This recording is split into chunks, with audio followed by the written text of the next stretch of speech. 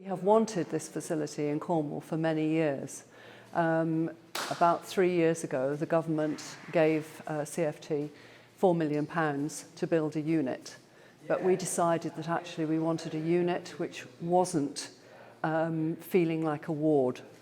To achieve that, CFT then put another £7 million to that and then we have raised money on top of that from the community for, if you like, those things that actually don't come usually within health's parameters, if you like. And that's been very, very successful. The community have been hugely supportive.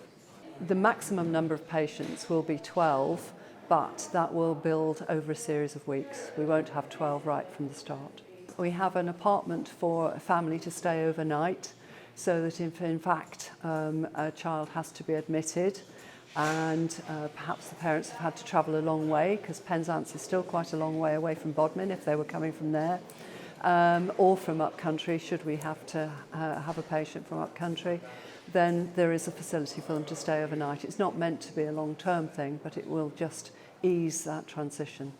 Inpatients have obviously their own rooms, entirely their own facilities, but there's also an education block. There's also equipment for a gym and outside space and a sports barn.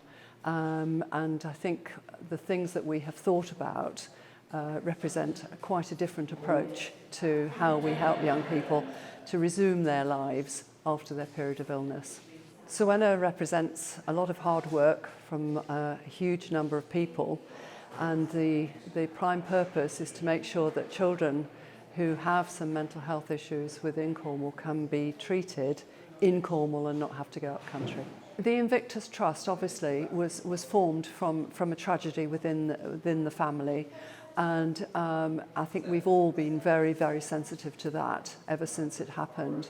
And I think the fact that they have worked so hard for such a long number of years has been really helpful to this project. And I can't say thank you enough and express our admiration for what they've done, because it has been a massive achievement on their engagement and involvement with us. And actually the fact that we've got things like the cafe, yes, we'd planned to build a cafe, but the fact that it looks the way it does and is so impressive, I think it's down to their initiatives and their thinking. So it's great, and it's just wonderful to work in partnership to achieve what we need for our young people. So, you know, all thanks to them.